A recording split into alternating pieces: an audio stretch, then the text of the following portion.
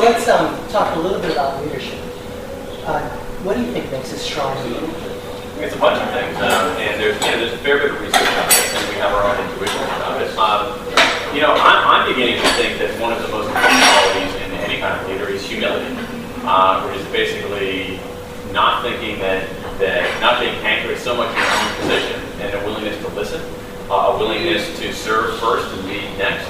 I think there's a lot of evidence pointing to humility as a key leadership capacity. I think another key leadership capacity is being able to know why you're taking leadership in a private company, in a for-profit company.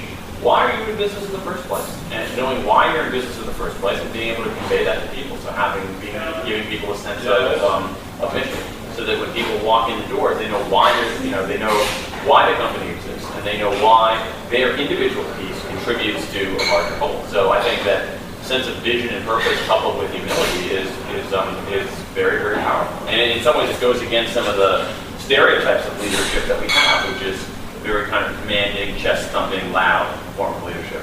So that's a set of things that arguably moves leaders forward and moves their companies forward.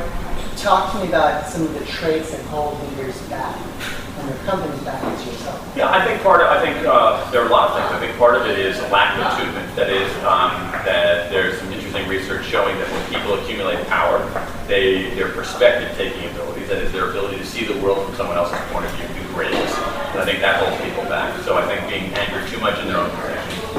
I think that there are a lot of leaders who claim that they don't want to be around yes men or yes women.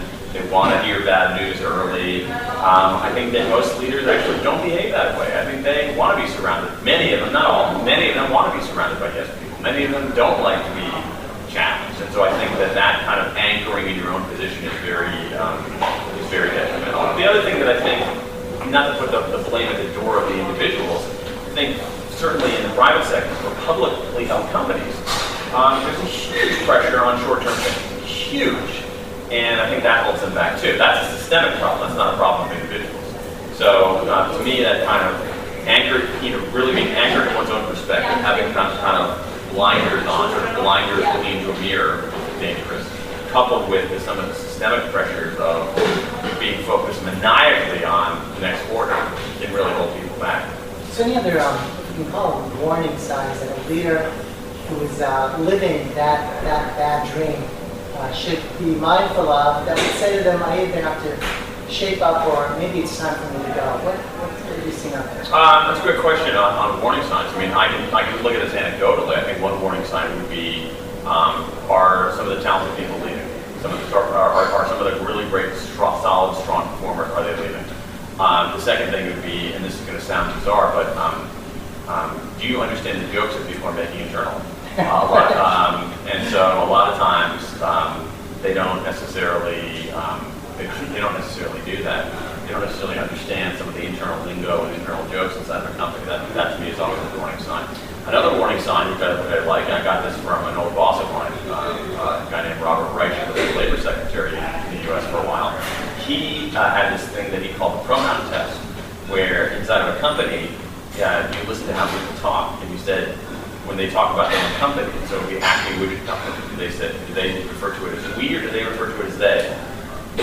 They made this decision to change the procurement policy, or we decided to change the procurement policy for this reason. So if you have a lot of people talking about the company as they, then I think you have literally some form of alienation that could be a warning sign. So I think are talented people leaving? Are you not getting the jokes? And are people using they instead of we? Can be pretty good warning signs. Absolutely.